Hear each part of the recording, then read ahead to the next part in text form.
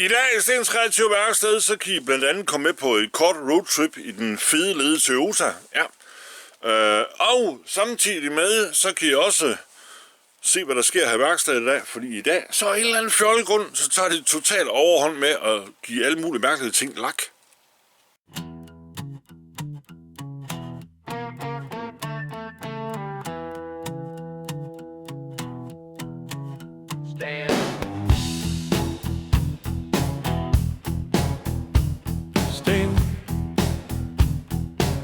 Stens Kreative Værksted.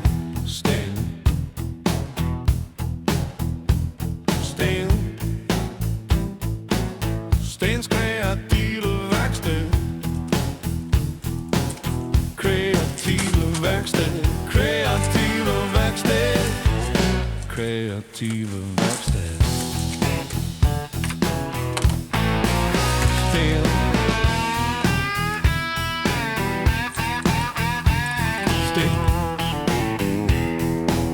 Stens Kreative Værksted.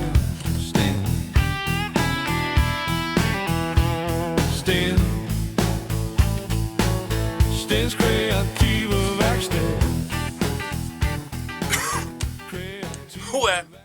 Hej med jer. Velkommen tilbage til Stens Kreative Værksted. Så er det blevet fredag nok en gang igen. Ja. Og ja, hvad skal vi så lave der? Det finder jeg ud af. Sådan eftersom dagen fremskrider, kan man sige. Ja. Og nu kan vi lige starte med vejrudsigten. Som jeg plejer at sige, det blæser i Vestjylland. Og lige nu så regner det ikke sådan rigtigt, kan man sige. Der kommer sådan et støvregn en gang imellem. Så ja, som jeg sagde i går, det her det bliver sådan en weekend, hvor jeg gemmer mig ind i huset og har i værkstedet. Og måske også lidt ned i drivhuset. Ja. Og ja, drivhuset. Nu er det meningen, at jeg har i weekenden meget gerne i dag skulle se, om jeg ikke kunne få sæt de der 2 stykker glas i drivhuset, som mangler der, hvor de der træplader sidder i, eftersom at der var noget, der væltede ind i drivhuset, der havde noget stormvejr for et stykke tid siden. Og til at starte med, så skal jeg lige prøve at finde ud af, hvad for noget glas jeg har til at lægge på lager. Fordi at nu har jeg kigget lidt nogle forskellige steder med, hvad for noget glas der sådan er til rådighed at købe. Og desværre så ser det ud til, at de glas, som jeg købte til mit drivhus sidste gang, der jeg selv lavede nogle af de der vinduer eller ruder der,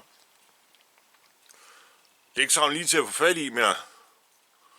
Så jeg vil måske nødt til at gøre noget andet. Men mindre jeg kan være så heldig, at jeg har noget til at stå, så jeg ikke behøver at skulle ud og købe noget. Ja. Så til at starte med, så skal jeg lige have flyttet nogle ting og sager ham bagved. Og så se om, at jeg lige kan få mig sneen ind bagved herovre et sted, fordi at der står alle mine glas til drivhuset nemlig.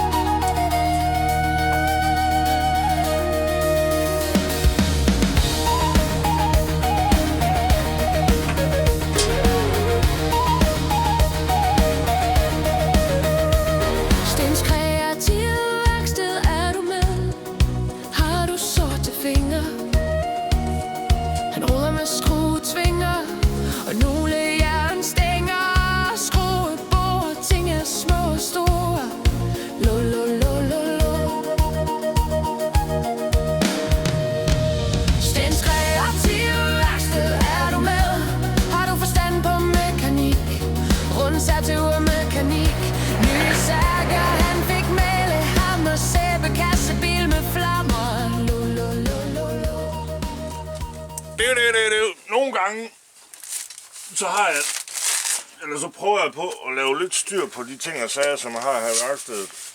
Og nu har jeg faktisk for en gang skyld skrevet på noget her.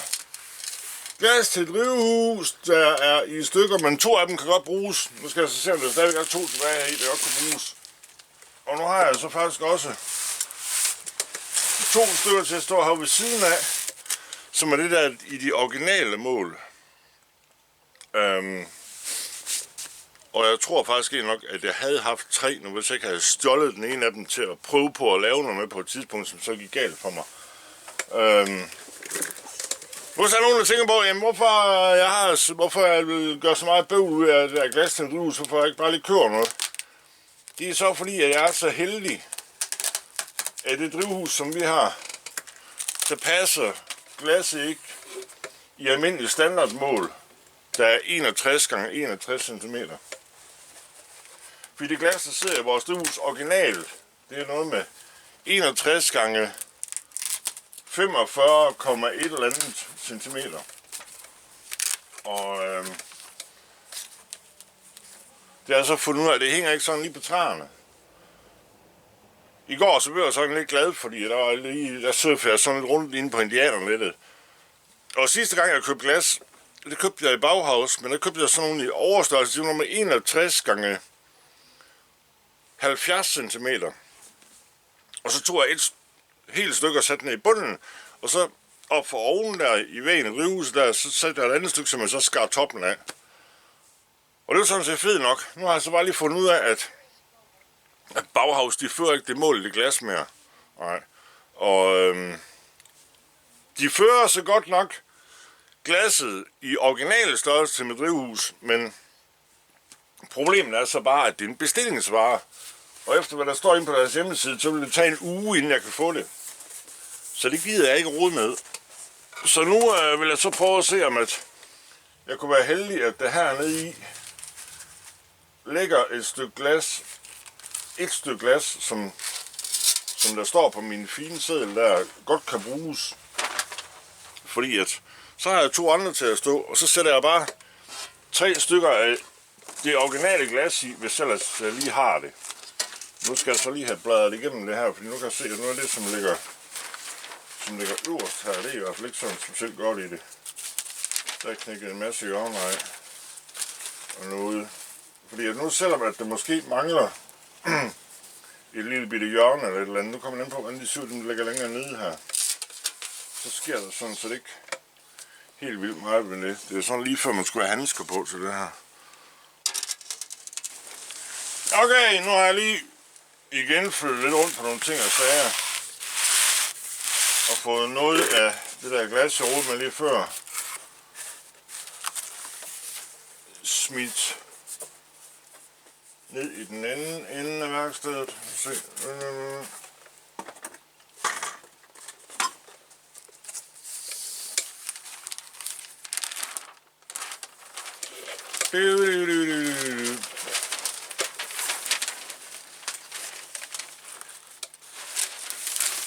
Er der noget, jeg bliver snydt af nu her, eller hvad? Nu skal vi se.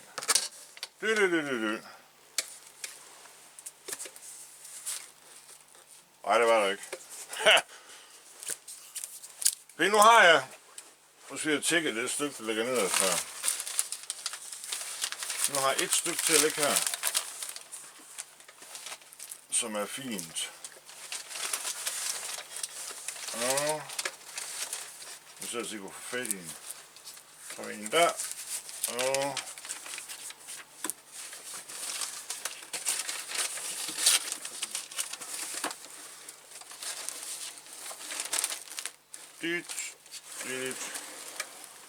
så er en her, og ja. Det skal bare lige have en cleaning. Så er det fint.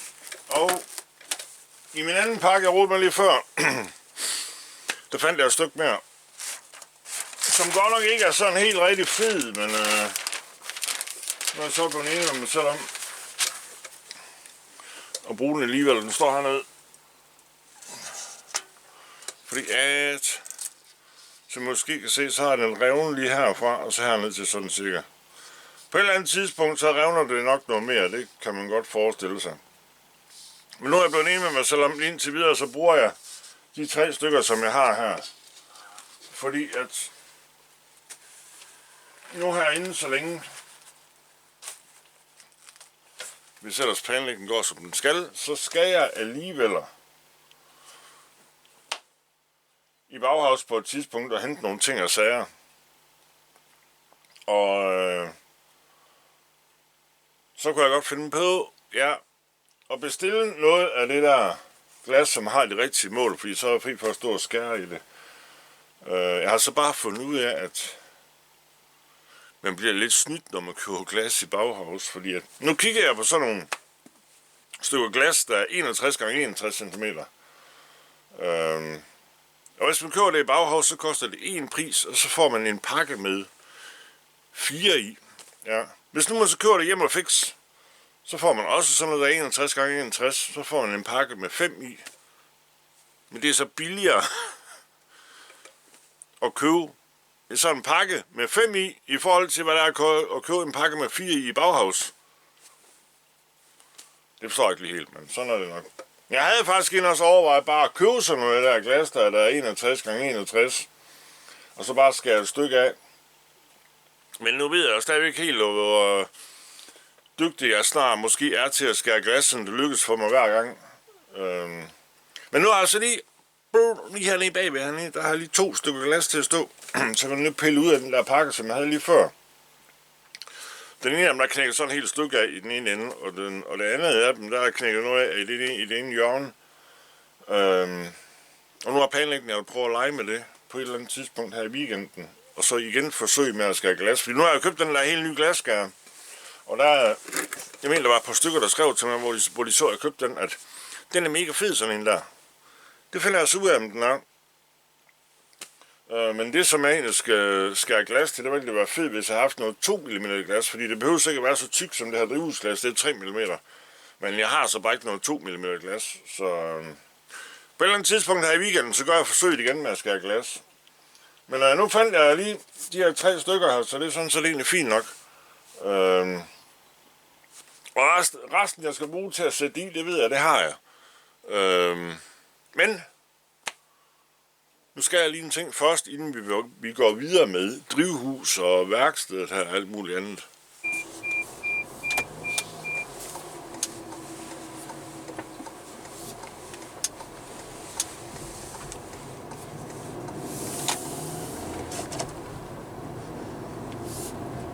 Nu troede jeg lige, at Toyota-sangen kom, var.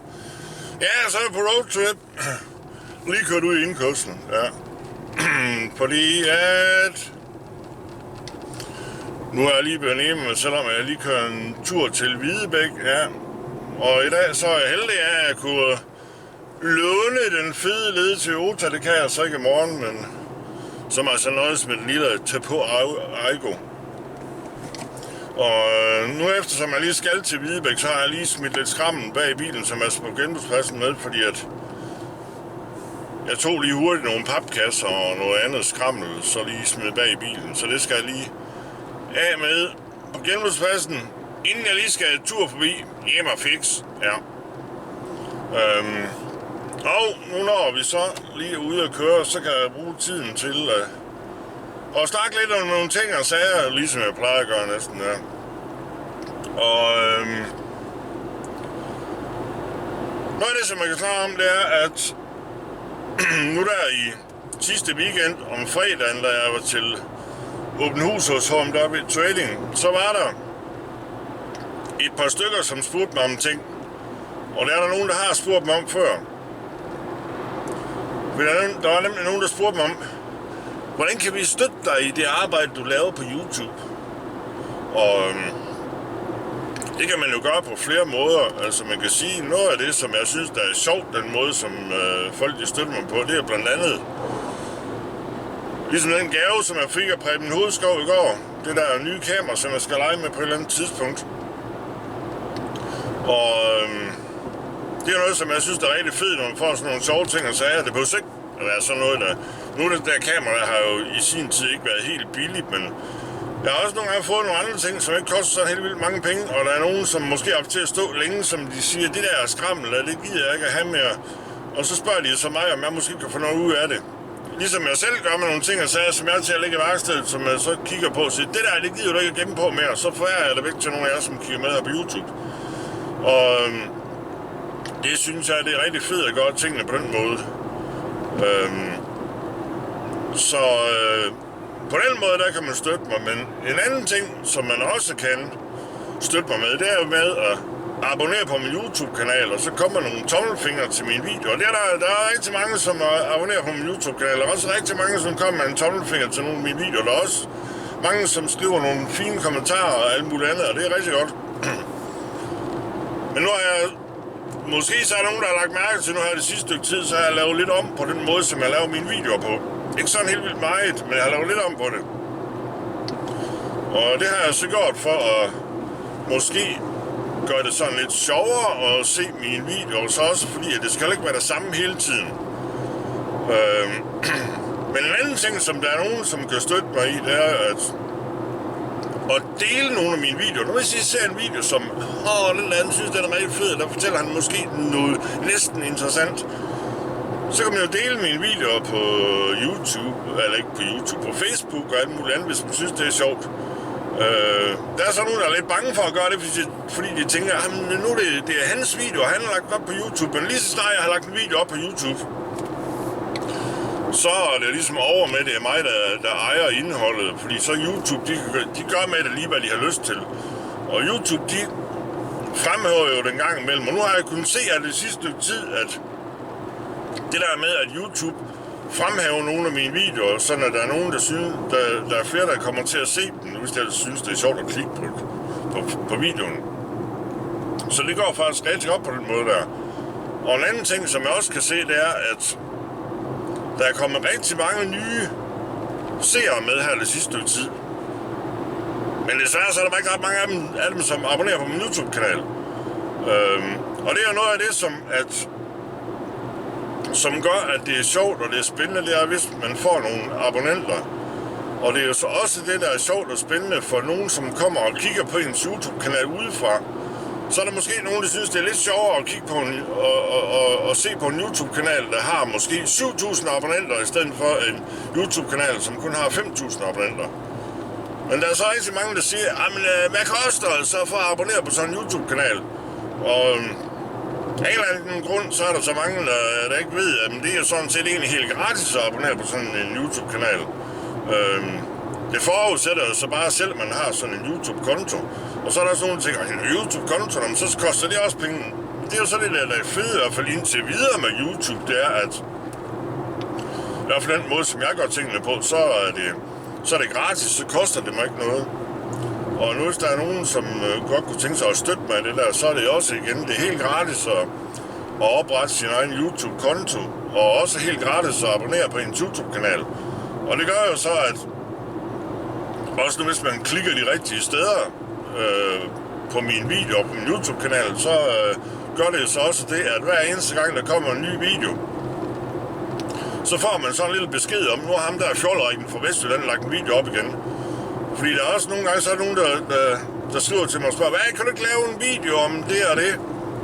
Og så kan man så sige, jamen det har jeg sådan set egentlig gjort for længe siden. Og der er mange gange, hvis nogen af jer, som har efterlyst et eller andet emne, og spørger, om jeg ikke godt kan lave en video om det, så når hvis man bare søger på emnet her på min YouTube-kanal, så kunne det være, at man kunne være heldig, at der dukker noget frem. Så er det så godt nok en gammel video, så er det ikke en helt ny video, men alligevel, fordi for eksempel, som der var en, der spurgte mig om, var det sidste weekend, jeg snakkede om det, om jeg ikke kunne vise noget med, hvordan jeg ordner mine tomatplanter og agurkeplanter i drivhuset, hvor jeg så skrev tilbage, at jeg har lavet en hel serie med det for år tilbage. En gang imellem, så laver jeg så også nogle videoer, som bare hedder en eller anden dag eller noget, og så kan det jo være svært at finde ud af, hvad indholdet er med det. Men man kan også sige en ting, som jeg også skal til at måske at dygtiggøre mig lidt mere med, det er det der med at lave nogle mere tilføjelser til alle de videoer, som jeg laver, sådan at det gør det nemmere for jer, som ser min video, videoer, hvis I søger på et eller andet, og så finde videoen. Problemet er så bare, at sådan noget, det tager tid. Og som I ved, så en gang imellem så tid, det har jeg ikke for meget af. Men nu er det faktisk lige før, det ser ud til, at jeg måske får lidt god tid i dag, fordi at nu er det desværre begyndt at regne igen. Nu har jeg altså håbet på, at jeg kan nå at køre sådan en hurtig smuttur til Hvidebæk og så hjem igen, og så nå at komme hjem, inden det begyndte at regne, fordi så har jeg lige en ting, som jeg egentlig skulle have gjort. Sådan at det, jeg skal lave her i weekenden, forhåbentlig måske bliver lidt nemmere for mig. Ja. Og noget andet, som jeg så også kan snakke lidt om, det er et emne, som på en måde er lidt træls, fordi at en gang imellem så ser det desværre ud til, at det ikke kan lade sig gøre tingene på den måde, som jeg synes er godt. Nemlig med, at jeg har det sådan, at jeg gerne helst vil være ven med alle mennesker, eller være flink over for alle andre mennesker, og dem med omgås og sådan noget der, og så håber jeg så på, at det kommer tilbage igen, når man er flink over for andre mennesker. Men desværre her det sidste stykke tid, så har der været sådan lidt, jeg vil ikke sige ballade, men lidt uro omkring noget, som så har gjort, at jeg har taget en beslutning, som der måske er nogen, der synes er lidt underlig. Men jeg synes selv, det er en rigtig beslutning. Fordi at der er nogle stykker af dem, som jeg plejer at omgås her på YouTube, som jeg synes det sidste stykke tid har gjort nogle uheldige ting. Det er ikke kun én person, det er faktisk flere personer. Og derfor så har jeg så besluttet mig, at jeg ved ikke hvor lang tid, men i hvert fald et godt stykke tid, så holder jeg mig for mig selv, hedder det. Og så går jeg bare og passer mig selv og koncentrerer mig om det, fordi at jeg kan ikke, af en eller anden sjov grund, så jeg kan ikke have, når det bliver sådan noget uro og man kan sige på en måde ballade, fordi at det ligger ikke til min personlighed, at man skal gå og æde sig op på nogle forskellige ting og sager. Nogle af de forskellige ting og sager, som der er nogen, der går og æder sig op over, synes jeg sådan set egentlig, at man bare skulle glemme og så komme videre. Men desværre så er der nogle mennesker, der ikke har det sådan. Og jeg vil så ikke sige, at jeg ikke vil være sammen med de mennesker, men lige nu så har jeg i hvert fald brug for en pause fra det, fordi at det kommer til at fylde alt for meget. Og nu hvis der er nogen, der tænker på, hvad er de personer så? Det får jeg så ikke at vide. Fordi som jeg sagde lige før, det er flere personer, det er ikke kun en enkelt person. Og jeg er træt af, at jeg bliver nødt til at gøre det, men for at få noget ro i hovedet, og man kan samle tankerne, i stedet for det fylder en pokkers masse, så har jeg valgt at gøre det. Så er vi dem hjem igen, ja. Og waterlock, yes. Og noget andet, ja. Og nu er det tid til en kop kaffe. Og nu er det selvfølgelig begyndt at regne, ja. Men der er jo også nok at tage fat på. Og nu har jeg lige et par små ting, jeg lige skal have gjort, og så når jeg har gjort det, så skal jeg have noget middagsmad, og så bagefter, så kunne det godt være, at jeg måske skulle give mig til at vaske det der glas, som jeg tager ligge på bordet her. Sådan at det er klar til, når det forhåbentlig på et eller andet tidspunkt måske bare lige hurtigt bliver tørvejr, så kan man lige 1-2 upti. Og så er der andet glas i et drivhus, ja.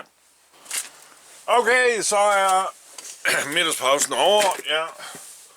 Så nu må vi hellere gå i gang med at lave noget cleaning af noget glas. Ja, og nu lige tager det her stykke pap, der står her. Og lige laver en ridse.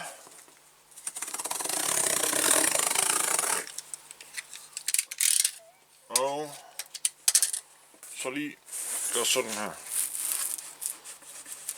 Så skal jeg lige stille dem her over bagved her. Sådan at nu når at Jeg har fået cleanet mit glas, så kan lige stå heroppe bag ved at tørre. Ja. Nu hvis man lige kunne gøre sådan her, så er det måske lidt bedre. Ja.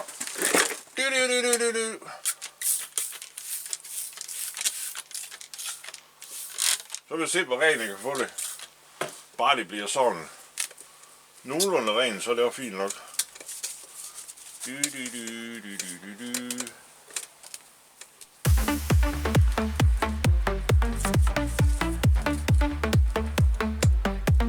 Sten og skills, men er overkills.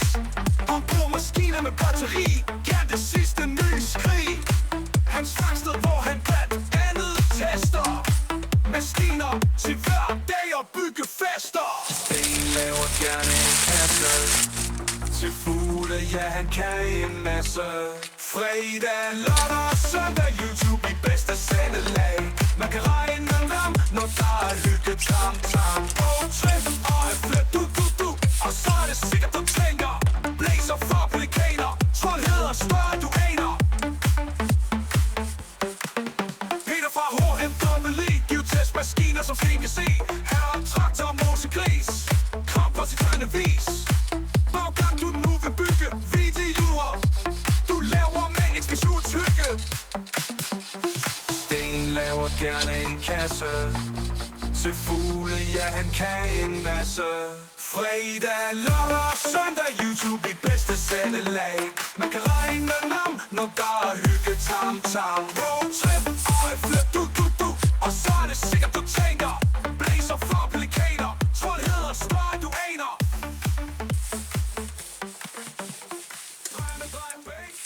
Så kunne man jo passende lige prøve at få sit bord til at se lidt pænere ud, når man alligevel er rode med det her sprøjt her. Ja. Og nu lige mens jeg venter på, at der bliver lavet mere kaffe, så kunne jeg lige sortere nogle ting herom bagved. Okay, så var der det med mere kaffe, ja. Og nu sidder jeg lige og håber på, om det ikke snart holder op med at regne sådan vildt meget, sådan jeg lige kan snige mig en tur til købmanden, uden at blive alt for våd. Ja. Og ja.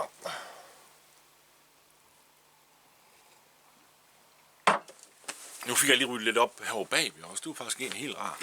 Og nu skal vi dæmme videre med den her sjovere her.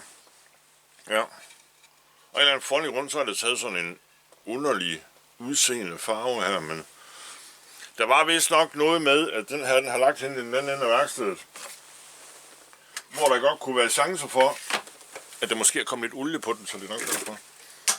Men det gider vi ikke at prøve på at gøre noget ved. Det kan man heller ikke, når det er trukket ind i sådan et træ der. Og det gør heller ikke så meget.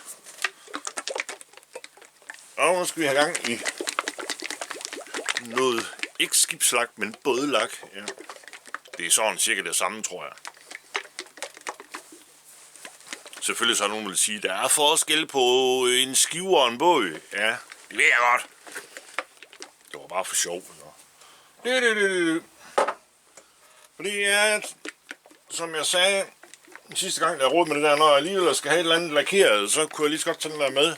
Og nu har jeg en ting, som er ved at trænge til lak. Ja. Og nu har jeg lige rystet den der, så nu er den helt fyldt med luftbobler. Så må vi se, hvor længe det går, inden at det fortager sig lidt. Og nu skal jeg så også lige have gjort klar hen i den anden ende af værkstedet, sådan at den anden ting, jeg skal lakere, sådan at jeg nemt kan komme af med det, når jeg er færdig med at give det lak, fordi at ellers så bliver det træls, fordi det er ikke sådan rigtigt til at stille et sted, sådan at man ikke får lak på noget, som der ikke skal lak på. Nu er du godt sådan, du er næsten færdig med at droppe af her, Mark, og så hey, den der, den skal ikke være der. Upsi. Ned i skraldespanden. Jeg sætter til videre, ikke slippe fra fingrene af.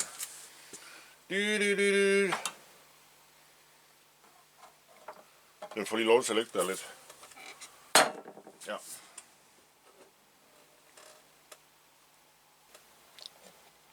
Så skal vi se, om jeg kan være heldig at gøre det her, uden at få alt for meget af det her lak her på fingeren. Men som altid, så starter jeg lige med enderne og kanterne. Ja. Og det skal have så meget, at man er sikker på, at jeg har fået nok, men det skal ikke have så meget, at det er sådan løber ud over det hele. Og som jeg plejer at sige nu her, når jeg giver sådan her lak første gang, det er sådan set en ligegyldigt, om jeg lakerer eller jeg maler. Så prøver jeg altid på at komme sådan rigtig godt ind på alle kanter og hjørner og alt muligt andet, fordi nu hvis man så, når man får det gjort den første gang, så nu hvis at når man giver anden gang eller tredje gang, eller hvor meget nu det skal have, så nu hvis der er noget, man sådan misser lidt, så sker der ikke så meget ved det. Nu har den sådan meget skarp små kanter, den her. Og nu hvis man ikke får lagt derind, så slader der lige med det samme, fordi det er nemt at se. Hvis man ellers ved, at man skal kigge efter det. Ja. Nu var det ikke længe, inden jeg får en lille udfordring her.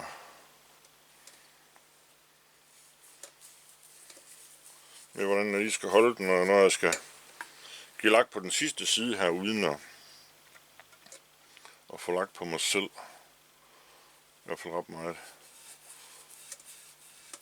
Tag handsker på! Tag handsker på! Ja, det er nogen, der plejer at sige hele tiden. Tag handsker på, ja. Jeg bruger også handsker til mange ting, men der er så nogle ting, de bruger jeg ikke handsker til. Hvis jeg skal rode med noget, hvor det er sådan noget olie, som man ved, der ikke er mega fed at få på hænderne og sådan noget der, så bruger jeg handsker. Sådan nogle nitrilhandsker eller sådan noget andet.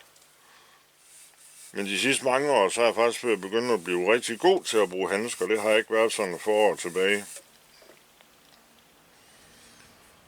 Også man kan sige med det arbejde, som jeg har, fordi det arbejde, som jeg har, der jeg roder ikke sådan vildt meget med olie, men jeg gør det en gang imellem. Men så også, når så står man og roder med alt muligt jern og ting og sager. Og der er også meget jern, når det er helt nyt, så er der sådan en oliefilm på. Og det er heller ikke mega sundt at få det på fingrene, fordi det ryger lige ind i huden og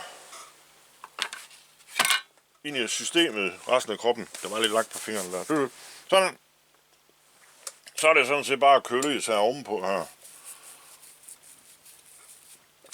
Og så igen få nok på, men ikke for meget, fordi nu skal jeg ikke falde for meget hud på kanterne her, fordi så ved jeg, så begynder det at løbe der. Og det er træls. Jeg er spændt på at se, hvor meget lakker det kan suge det her, hvor længe der går nu, inden at det tørrer. Nu er det ikke sådan specielt varmt. Hvad har vi? Vi har 16 grader hen i værkstedet der. Så nu må vi se, hvor lang tid det tager, inden at det tørrer det her. Det er nok ikke sikkert, at jeg kan give det en gang mere nu her i dag, fordi at nu er klokken nok ved at være kvarter over 3, så må vi se. Men i morgen, der skulle jeg forhåbentlig gerne kunne give det en gang mere. Hvis ellers jeg synes, det er sjovt at rode med det.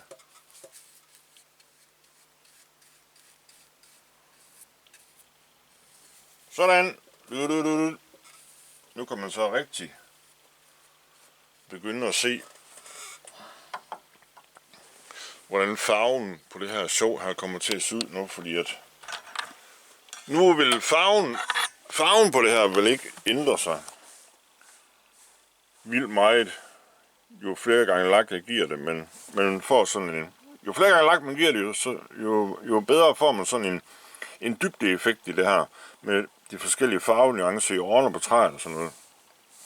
Nu kunne jeg godt have gjort en ting med den her, sådan at jeg kunne have fremhævet de der årer, der er træet meget mere, men det har jeg så valgt ikke at gøre.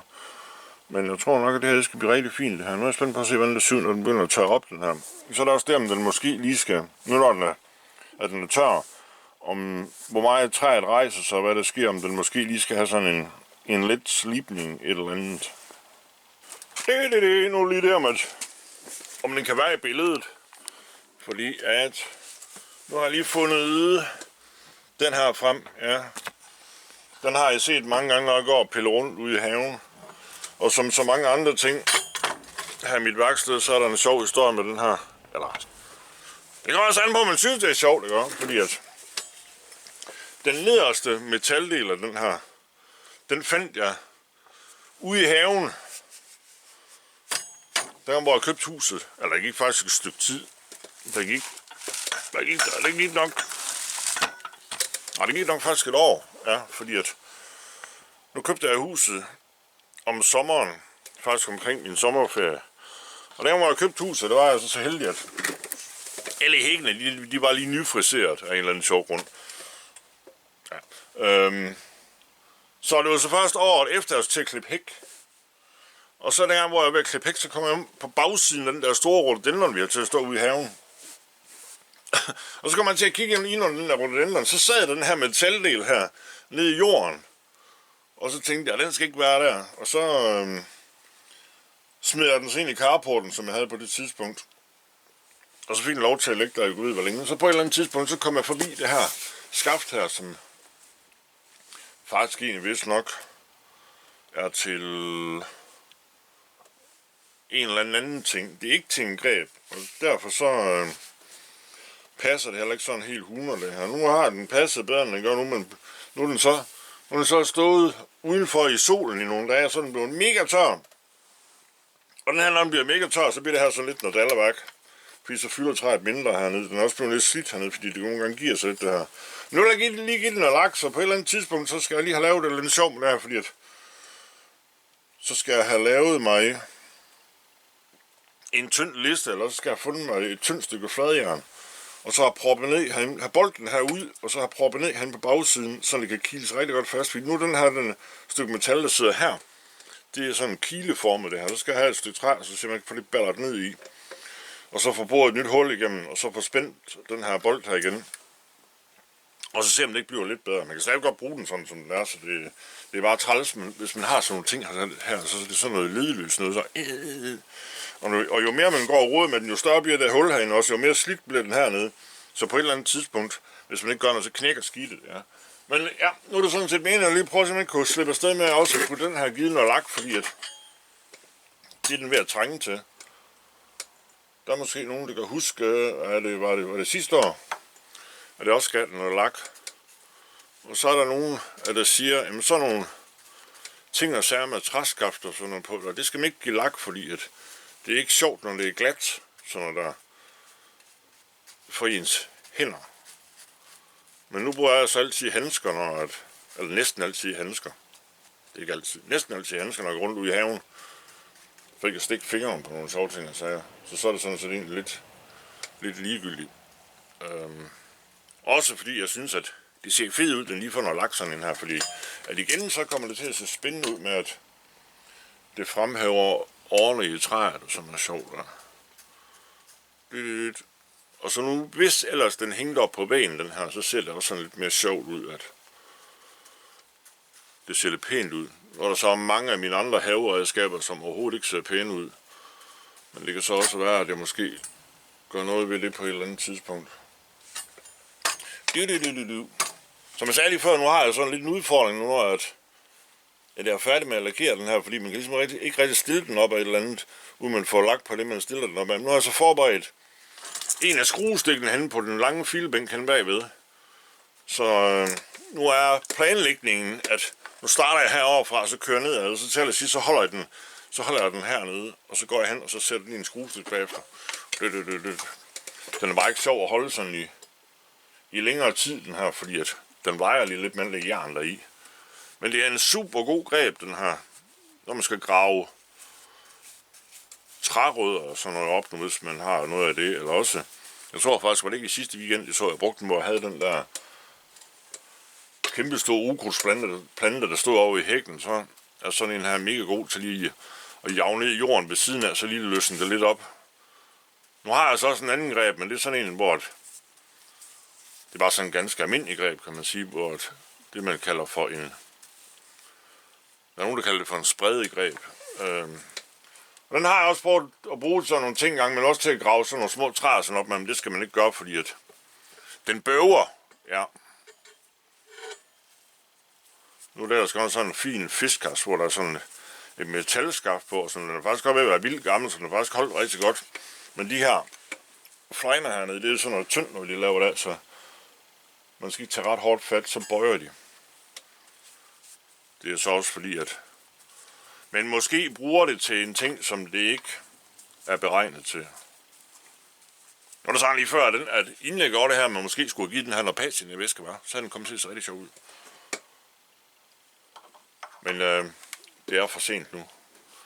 Nu har den også fået lagt før, så nu hvis man gav det der patien i væske, der, så ville det ikke være så modtagelig overfor det, som nu hvis det var helt rå træ, så kunne man selvfølgelig have slæbet den eller gjort et eller andet, men det gør jeg ikke. Nu må jeg se, hvad siger vejrudsigten lige nu? Hey, det regner næsten ikke mere, så nu er det snart tid til, at jeg skal til købmanden, tror jeg. Og så når jeg så kommer tilbage fra købmanden, så kan jeg lige prøve at kigge på vores bitte pind, som jeg har lagt lige før, om det er ved at begynde at tørre sådan rigtig godt op, fordi jeg kunne forestille mig, at enderne på det der bræt der tørrer sådan rimelig hurtigt op, fordi at, sådan er det jo altid med sådan noget sjovt, og enderne på sådan noget træ, der det kan suge en pokkers masse. Nu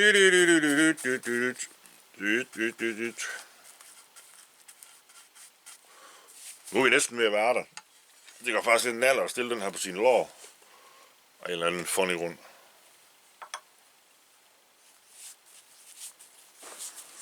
Okay, så har jeg lige været en tur ved købmanden, og jeg blev næsten ikke gået. Jeg er på vejen derhen, og det gik det sådan set egentlig meget godt. Og så har jeg samtidig tid til at gå og tænke over en ting. Eller flere ting måske. Men så da jeg så skulle på vejen hjem, så begyndte det selvfølgelig at regne igen. Men sådan er det jo. Jeg var da sådan lige ved at overveje, om man skulle lægge an til at få det der glas der og sætte i drivhuset, men det fandt jeg så rimelig hurtigt ud af, det skulle jeg ikke. Og nu sidder jeg lige og piller. Pas på delen. Jeg glemte at få en skruetrækker med hen. Jeg prøver lige at bruge den her bidstang her. Eller spidsstang. Men nu fik jeg lige en sjov idé. Nu sidder jeg og roder med den her fætter her. Der er måske nogen, der kan se, hvad det er. Fordi at det er den der træklods der, som sidder nedenunder min transportable skruestik, som jeg plejer at bruge her i bordet. Og nu bliver jeg så lige enig med mig selv om, at nu når vi alligevel har gangen og lagt, så kan vi lige så godt lave noget sjov. Fordi at nu er det meningen, at jeg vil give den her noget lak. Fordi man kan sige, at her på overfladen her, der har den jo sådan set fået patchen på en måde. Der er lidt rød maling her, og der er også en, der har skrevet et mål her, hvor der står 30, og så har der blevet splattet lidt andet maling på, og der står, jeg har åbenbart brugt målet 30 flere gange, fordi det står også herovre bagved. Og det jeg vil gøre nu, det er, nu vil jeg sådan set bare lige tage en stiv børste, så lige børste den her af, og så give den noget lak, og så se, hvordan det kommer til at se ud.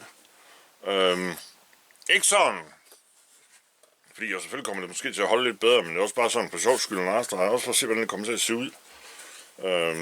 Fordi at man kunne godt give den patchen i væske alt muligt, men det gider jeg ikke, for den har sådan set en patchen i sig selv. Og der er også en lidt olie, der er drøbet ned på den alt muligt andet, så skal jeg lige have den børstet lidt af, og så prøve lige at give den noget lak. Nu har jeg lige snydt lidt, ja, for nu har jeg givet kantloven, ja. Og det her, det skal simpelthen bare have en masse lak, hvis man skal mætte det her, men nu er det så er det ikke det, der sådan helt 100 mening, fordi de der ender der, nogle af enderne, hvor der saver over der, det skal bades i lak, fordi det suger helt åndssvagt. Og det ved jeg, fordi nu har jeg brugt noget af det her træ, som den han har lavet af til et andet projekt. Det er så en af de der projekter, som aldrig nogensinde bliver færdig. Det skal sådan set bare samles noget af det, så skal jeg lave de sidste stumper til det. Og det her, det er jo noget af det der spærretræ, som var i overskud fra dengang, hvor hr. Pedersen han lavede hans nye værksted. Og der fik jeg nogle af de der stumper der. Og til sådan noget som det, jeg går og fjoller med her i værkstedet, så er det sådan set meget godt. Det har en enkelt tilbage de der planker, der er til at stå. Og som jeg sagde lige før, nu ved jeg, at det skal have en masse lagt det her, fordi at det der andet projekt, der er, at ja, jeg har sådan set i gang i det, men det står lidt stille lige nu, fordi at jeg mangler at lave nogle dele til det. Jeg tror, det var noget med, var det 3 eller 4 gange lagt, jeg gav det, inden at det blev sådan, at det var ligesom jeg gerne ville have det. Det blev så også mellemslebet og alt muligt sjovt, så det blev rigtig deiligt og patineret både på den ene og den anden måde. Men det blev faktisk også rigtig godt. Og på et eller andet tidspunkt, så er jeg spændt på at se, hvordan slutresultatet kommer til at se ud, når jeg får de sidste dele lavet til det, så får det samlet. Jeg er lidt spændt på at se, hvordan det her det kommer til at se ud. Nu har jeg bare smidt den oven på et stykke pap, fordi nu hvis det skulle være sådan rigtig delikat, så har jeg lagt det om på nogle lister, sådan at det ikke er far på det der pap, det sætter sig fast i træet, men til det her der er det sådan set lidt lige meget, fordi det var bare en ting, jeg bruger her i værkstedet. Men nu fik jeg lige den her idé, fordi jeg synes, at det var sjovt lige at se, hvordan den han kommer til at se ud, når den får noget lak.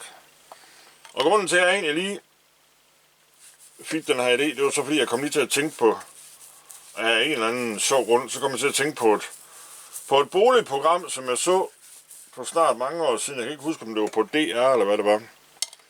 Hvor der var en, som var ved at indrette en lejlighed i København. Og alle de ting, som hun brugte i den der lejlighed der, det var sådan nogle gamle retro-ting. Og det var så på det tidspunkt, hvor man kunne købe ting og sager. Sådan nogle gamle antikke ting. Uden man behøvede så betale en hel milliard for det. Og der havde hun fundet sådan et arbejdsbord fra en skomager, ja, som at hun var blevet enig med sig selv om, skulle være hendes spisebord. Det var sådan en lille lejlighed, så der ikke passede ret meget, så det var sådan en lille arbejdsbord, det passede med, at den kunne bruges til spisebord i køkkenet ude. Og den var fyldt med alle mulige forskellige malerpletter rundt omkring, og der var store mærker nede i alt muligt andet. Og det eneste, hun gjorde ved den, det var, at den blev bare lige vasket af. Og så fik den, jeg tror det var 7 eller 8 gange lak eller sådan noget, med pensel, ligesom jeg gør her. Og den blev herrefed at se på. Ja. Det var det, jeg lige kom til at tænke på. Så tænkte jeg, det her, det kunne måske også komme til at se lidt sjovt ud. Eller det gør det da så også helt sikkert. Bare på lidt en anden måde, ikke? Altså. Nu tænkte jeg, nu er der både rød og hvid spraymaling på enden her, sådan her, så det skal jeg se, om jeg kan slippe afsted med at give de her ender her en gang mere. Nu har jeg faktisk givet de her ender her 2 gange i forvejen, fordi det suger helt vildt hurtigt, det her. Og nu når der så går en halv time, så kan jeg sikkert give dem en gang mere, hvis jeg synes, det er sjovt at få det mættet lidt mere, fordi at det er mega tørt det her, så det suger sindssygt godt lak.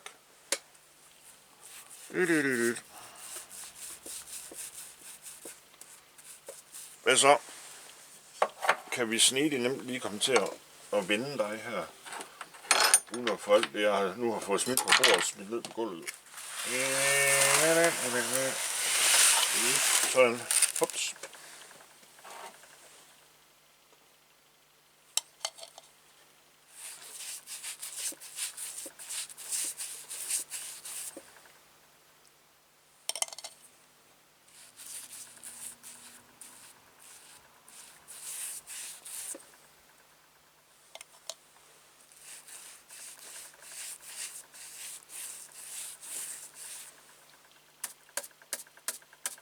Sådan. Ja, nu våger vi os lige udenfor, fordi nu er der lige ophold i regnvejret. Ja. Men nu skal vi så ikke gå så langt inden, at vi er indenfor igen, fordi at vi skal jo ikke huske at glemme drivhuset. Nej. Fordi at der er det med fart på hernede. Nu er det så et par dage siden, jeg har været hernede sidst, men tomatplanterne ser ud til, at det går fint. Men stadigvæk, så sker der noget sjovt, men den der fået sådan en aflægger der. Nu er der selv der et spørgsmål efter, som den der, hvor der blomster i ser ud til at være toppen, og man så skulle lade den der vokse, og så lade den blive en ny stamme heroppe af, så måske kunne gøre et eller andet sjovt. Eller man bare skal lade det være. Nu sker der også noget funny med den her. Der kommer sådan nogle sjove gevækster hernede også. Jeg tror bare, at lad den der være indtil videre. Ja. Men sådan set den vigtigste ting, jeg gik herned for, det var for at holde øje med mine agurkeplanter, fordi at der er edderhylden med fart på lige nu. Se, skal den der væk. Og mere længere ned end der har vi mere her på toppen, vi lige kan snuppe. Og så skal de også bindes op. Ja, det var faktisk en derfor, jeg gik herned, fordi at nu har jeg lige været inde og tjekke vejrudsigten. Og på et tidspunkt i morgen, så kunne det faktisk godt se ud til, at der bliver ophold i regnvejret, bare sådan lidt. Så lige den der også ud. Og mere hernede, det har vi ikke mere på toppen. Nej, ikke indtil videre. Fordi at, ja, det ser ud til at det bliver opholdt i regnvejr på et eller andet tidspunkt. Og så vil jeg så forsøge, om jeg ikke kan få noget gjort ved det der skrammel der er.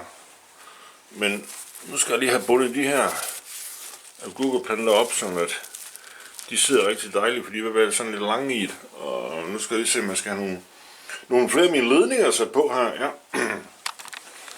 Det kunne så være et tip til nogle af jer. Det er så lidt, der er mange, der synes, at det er fedt, fordi at nu gør jeg det her trick her med, at jeg har de her metalpæle til at stå her, som ikke er særlig pæne med, så næste år der skal jeg have fundet på noget andet, tror jeg. Og så har jeg de her stumper ledninger til at sidde her. I mange år så brugte jeg sådan noget her, sådan noget blomsterbindetråd, men der er kun bare sådan en lille bitte metaltråd indeni, og på et tidspunkt så begyndte det at knække der, og så har det der pillet af. Men nu har det været sådan nogle plastikbelagt nogle af de her, som de vil være så gamle begynder at ruste, så det her plastik her, det begynder at falde af, og så falder det ned i jorden og alt muligt andet. Det kan vi ikke have. Og nu skal jeg så også se, om jeg på et eller andet tidspunkt skal have gjort noget mere her med at lave om på mine ting og sager med at binde planterne op, fordi at, det har jeg snakket om før, at jeg skulle have lavet lidt om på det. Måske. Og hvordan går det rundt med jer herovre? Der er lidt på den her. Nu bliver de her tomatplanter, der står her, og nu bliver de sådan nogle tynde spinkle nogen, fordi de står her i potter. Men som jeg har sagt før, så har jeg sådan en sjov plan med de her tomatplanter på et tidspunkt. Og nu er det begyndt at få sådan lidt en mere grønlig farve, end de havde før, fordi at de var sådan lidt, eller i det gule i det, men det var så også fordi, de ikke rigtig har fået noget gødning eller noget, men nu gav jeg dem sådan noget gødning sidste gang, jeg puttede gødning, eller kasseren her, han er. Og nu når jeg lige står her i et drivhus, så kan jeg også lige snakke om en anden ting, fordi at nogle gange bare sådan for sjov skyld, så kigger jeg på nogle af de der havegrupper, der er inde på Facebook, og der er vildt mange mennesker, som stiller spørgsmål om tomatplanter og agurkeplanter, og jeg vil i hvert fald sige for mit vedkommende, at det er et dårligt sted på en måde at søge råd om sådan noget sjovt der, fordi at størstedelen af de svar, der kommer nu, hvis man har problemer med sine jordbærplanter, det er, de får for lidt gødning, de får for meget vand. Okay. Jeg synes så, at det går fint med mine tomatplanter med, at de får nok gødning og alt muligt andet pæt. Og så det der med for meget vand. Efter min mening, så kan man ikke give tomatplanter for meget vand, fordi at nu har jeg det med, de tre her, de står i de der potter herovre, og nu mangler de noget vand igen, fordi at jeg plejer til at først fylde vand her ved potten her, og så får de lov til at stå og hygge sig et stykke tid. Og som der er nogen af jer, der har set før, så når jeg ved, at der er nogle dage, hvor det er rigtig varmt, så fylder jeg de der plastikbakker, som står nedenunder, helt op med vand. Så de faktisk står, man kan sige med rødderne, badet i vand hele tiden. Og det fungerer sådan set meget godt. De er ikke døde endnu, så det og nogle gange der kan også være svært at sige, hvad det er, der sker med ens planter nogle gange. Nogle gange så er der ikke sådan en helt vild forklaring på, hvorfor der sker et eller andet mystisk. Og du kan se, at vejen der vi har spottet. Det er det, der vil godt være at give sig god tid til at gå i sit drivhus, fordi så kan man holde øje med tingene og sager, og så også noget, hvis der er et eller andet, man overser første gang, så spotter man det anden gang. Det er også derfor, jeg ikke har så travlt, når jeg går i drivhuset, fordi at gå i drivhuset for mig, det har jeg sagt mange gange, det er sådan en hyggeting. Nå, nu må jeg heller lige få bundet de der agurkeplanter deroppe. Sådan, så fik jeg styr på agurkeplanterne. Ja, mit kamerastativ står her, eller et af dem, jeg har. Det her kamerastativ står så faktisk altid her i drivhuset, en eller anden sjov grund. Og andet, jeg kan se også, når jeg skal kigge på, det er det her, mine jordbærplanter, fordi de vil begynde at sætte de her aflægger her. Nu skal jeg så lige blive enig med mig selv om at jeg skal have lavet nogle aflægger i år af de her jordbærplanter. På en måde så burde jeg gøre det. Hey, der står en ting her, som ikke skal være der. Dyt.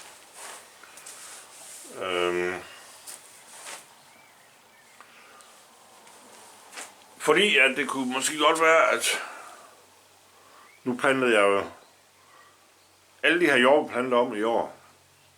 Men de jordbærplanter, som står herovre, er hovedsageligt ved at være nogle gamle planter.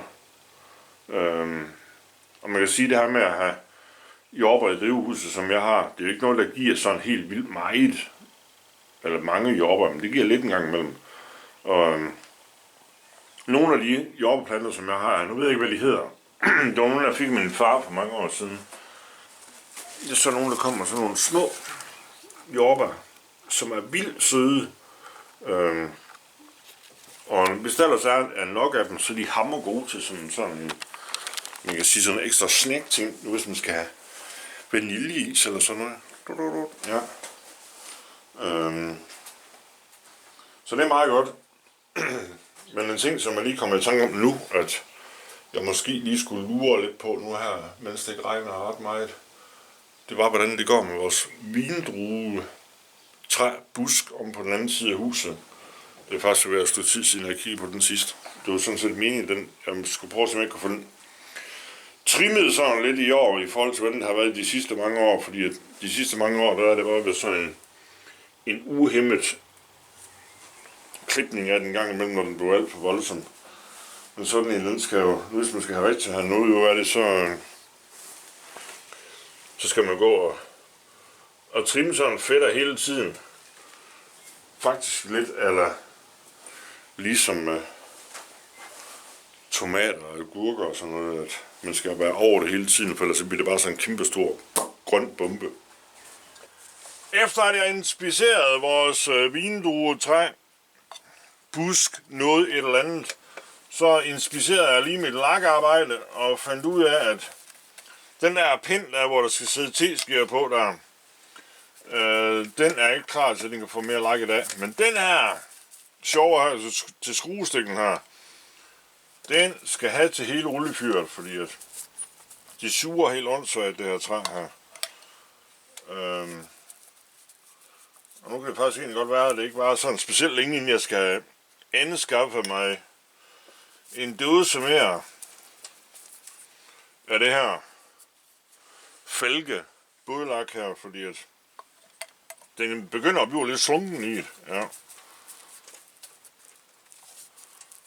Og det er så fordi, at jeg synes, det er noget godt lak, det her. Nu har jeg sådan 3-4 dåser af noget andet stående også, som jeg kan bruge, når den bliver tom. Sådan. Nu har den her lige fået en gang mere. Og nu er det så lige før, der er gået sport i det her.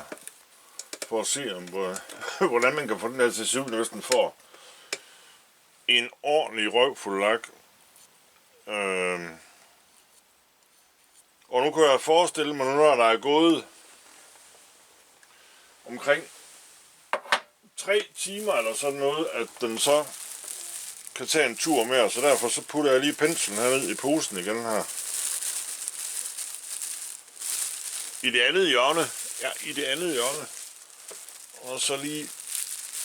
Jeg skal have fat nogle elastikker. Det begynder at blive lidt for dyrt i strips, det her med at bruge en strips hver gang. Jeg sætter sådan en pensel hernede i en pastapose. Fordi så er man fri for at gøre penslen ren hele tiden.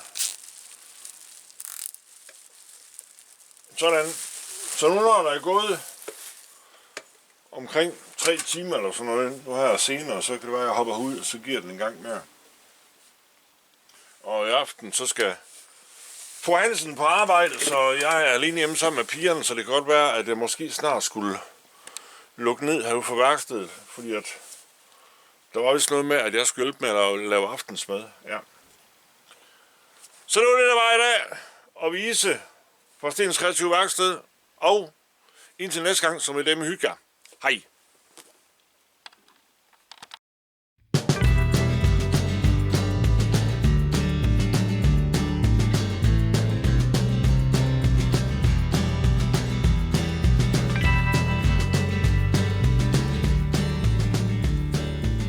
Bonusklip, ja, bonusklip. Nu sidder jeg lige ved at tømme min værktøjskasse, som står hernede på gulvet, for alle de ting og sager, som jeg havde med til åbent hus sidste fredag hos HMW Trading. Det har jeg ikke fået gjort nu, så det bliver lige nu. Og nu hvis der er nogen af jer, som tænker over, hvad kommer der til at ske i morgen i Stens Kreative Værksted. Ja, i morgen så skulle jeg meget gerne se, om jeg ikke lige kunne få et lille bitte vindue til, at det måske bliver tørvejr, så jeg kan få det der glas, der er proppet i drivhuset. Og nu hvis jeg også er heldig på et andet tidspunkt, eller i forlængelse af det, at der er tørvejr, så kommer der til at ske en rokade herinde i værkstedet, sådan at jeg får en delig masse plads til en ny opgave, jeg skal i gang med. Og nu er filmen det med slut.